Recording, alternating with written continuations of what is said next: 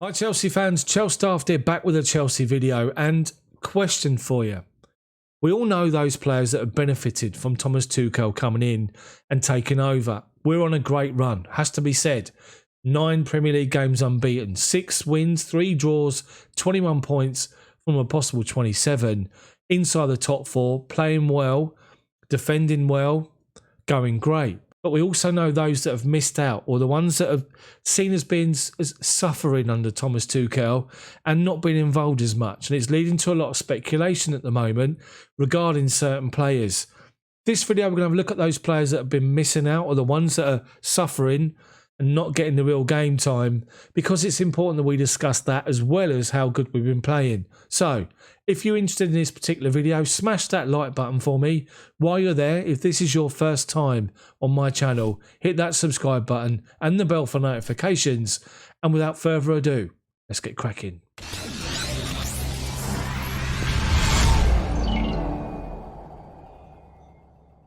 Thomas Tuchel's come in and he's made his stamp on the team and the squad. 3 at the back, 4 midfield, 2 number 10s, and a number 1 striker up front, or a striker up front. He said when he first come in, having only a day to prepare, he wanted to go for the experienced in the squad, brought certain players in. Those certain players have played the majority. And you can pretty much nail 3 positions down out of the back 4, the 3 defenders and the goalkeeper. Edouard Mendy, number 1 goalkeeper, which Thomas Tuchel has said, even though Kepa was brought in for a game or 2, including the cup game. Cesar Azpilicueta, new lease of life, hardly featured under Frank, been brought in, has become an integral part of that back 3 on the right-hand side. Tony Rudiger, another one, didn't feature under Frank, come in, left side of that defence, okay, was rested the other day, but played the most part. He's on the left side of that defence. And of late, Andreas Christensen, who, let's be honest, has been outstanding. Our best defender by a mile. And if anything, he's going to probably lose his position to Thiago Silva. So you could see Cesar Azpi maybe move out the way and Christensen step to one side with Silva in the middle. It's going to be interesting to see how it plays out. But the big person who's missed out in our defensive line is Kurt Zouma. Kurt Zouma, up to the point where Thomas Tuchel walked in the door, was again arguably our best defender so far this season. He's had to play bit part under Tuchel for whatever reason. He's gone from being up there as the mainstay next to Thiago Silva as the, Thiago Silva plus one other, which is Zouma, when we had Zouma, Rudiger, Christensen and Tomori, to the fact that Tomori's gone to AC Milan and now Zouma finds himself at the bottom of that list. And that's strange because we all know the qualities that Kurt Zouma's got. And I'll pinpoint one of them, his aerial ability in defensive areas and attacking areas.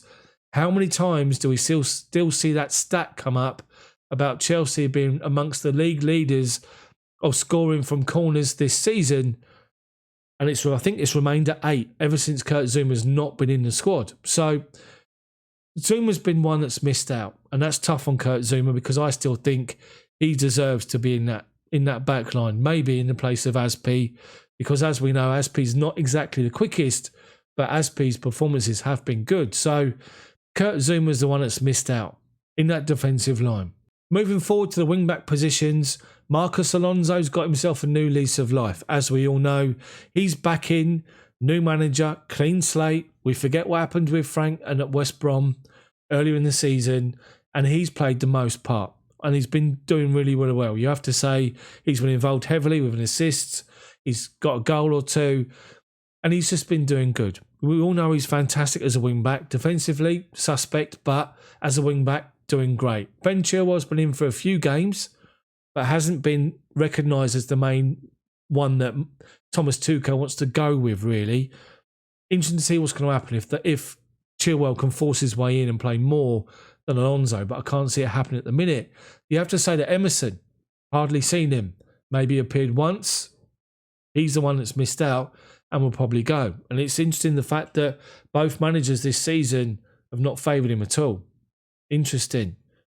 On the right-hand side, Reece James, Callum Hudson-Odoi, rotating that position between Hudson-Odoi's attacking threat out-and-out ability, dribbling and all that, with Reece James is more defensive. The more sturdy of the options, let's just say that. Middle of midfield, Jorginho, Conte, Kovacic. For the most part, Jorginho, Kovacic. We all know that N'Golo Conte has come in after his injury problems and he's been managed. He's played a few games and has been just amazing, outstanding. His talent is ridiculous. So over the next few weeks, it will be N'Golo Conte plus one other. And it looks as though it's going to be Jorginho, who's been a big beneficiary of Thomas Tuchel. Thomas Tuchel tried to sign him. He likes him. Openly admitted that he likes him. But the thing with Jorginho is he slows things down too much at times. He goes sideways. He needs to keep going further forward. He has been under Tuchel. But for me, you've got to go Kovacic and Conte because of the work rate, the effort. So hopefully Kovacic won't be one of those that misses out. Now, again, guys, I'm giving you my opinion here. So if you disagree, post your comments in the comment section. But let's move further forward. And this is where it gets interesting.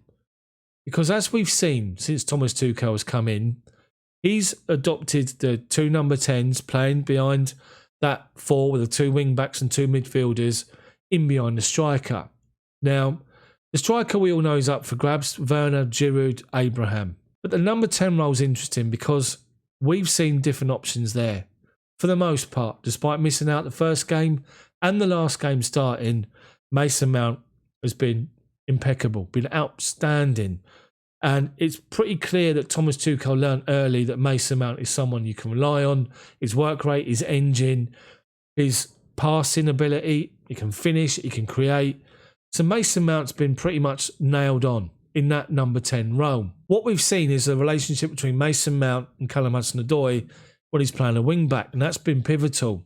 Callum Hudson-Odoi and Mason Mount have played more together than Reece James has. Reece James can still do the same thing, still build a relationship with Mason Mount if he plays as number 10, and that's pretty pivotal. That's probably key because that number 10 role, although being pivotal in our attacking third, is also expected to work without the ball, graft, lead the press, the counter press high and win that ball back. And then you look at the position next to him, and Timo Werner's been adopted in that position more than he's played up front. Werner and Marcos Alonso built a relationship together, and Werner, despite playing up front in the last couple of games, is someone that likes to drift out wide left anyway. So you look at the relationship between Mount and Hudson-Odoi, which has been more than Reece James, as I said. Alonso and Werner, which has been more prominent in the games rather than anybody else. And sometimes you've seen Werner and Chilwell. And then you look at the other number 10s we got in the squad, and Kai Havertz come in fantastic the other day. Made a real claim for one of those positions. Pretty much said to Thomas Tuchel, and what a nice position, by the way, for Thomas Tuchel to have, to say, I'm going to pick my two number 10s today. Kai Havertz, Mason Mount. Played together, worked together, create, craft, influence. What a position that is to be in. Then you've got the two that are missing out. And I generally fear that along with the likes of Kurt Zouma, Emerson, it's Hakim Ziyech, Christian Pulisic. These two don't fit the number 10 role for me. There are people that tell me that they can do that. There are people that tell me they can play as central attacking midfielders. They can play as false nines. They can do a job there. But in this formation, under the dynamic and the instruction under Thomas Tuchel of the way this team needs to work and needs to integrate with each other and go through the phases of the game together, I can't see Hakim Ziyech or Christian Pulisic fitting into that particular role.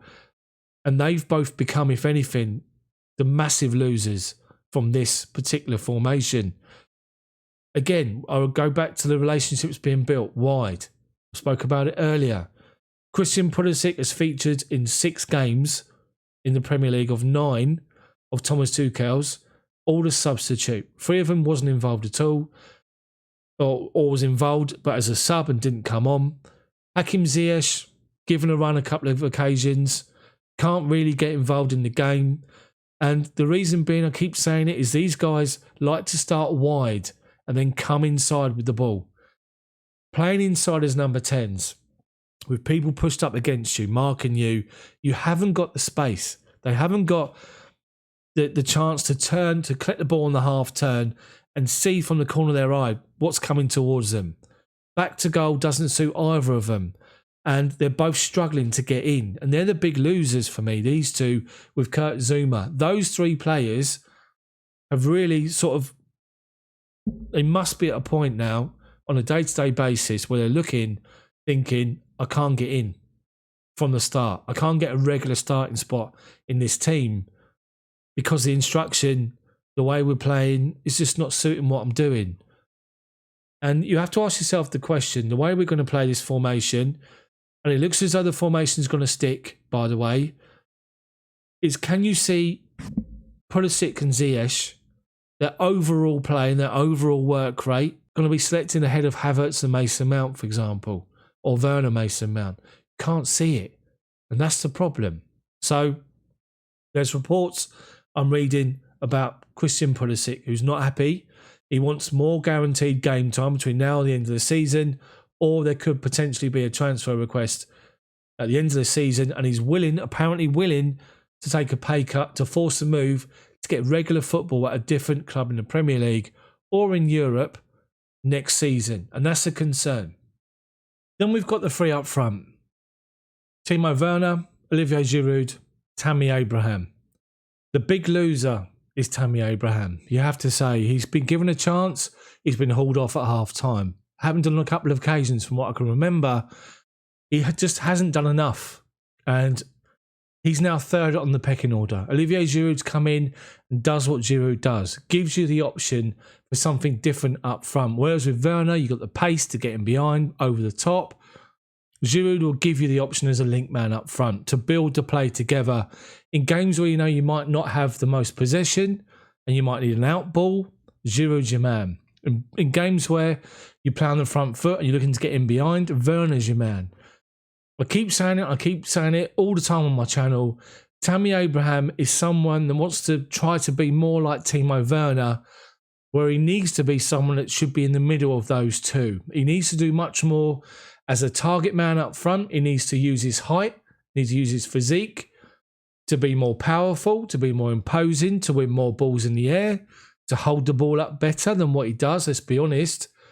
And at the moment, he's another big loser from Tuchel coming in. And you're seeing Tammy linked with a move away, with the likes of West Ham and Aston Villa being interested at the end of the season. I still think you're going to get the best out of this team in a 4-2-3-1 formation, playing Pulisic, Ziyech, Havertz or Mount, Werner up front. Those four, just go and play, create craft, put players in their preferred positions and just go for it. And I think those four could turn anybody over on their day. It doesn't look like that's going to happen. We've read before that Thomas Tuchel is someone that comes in with different tactical formations.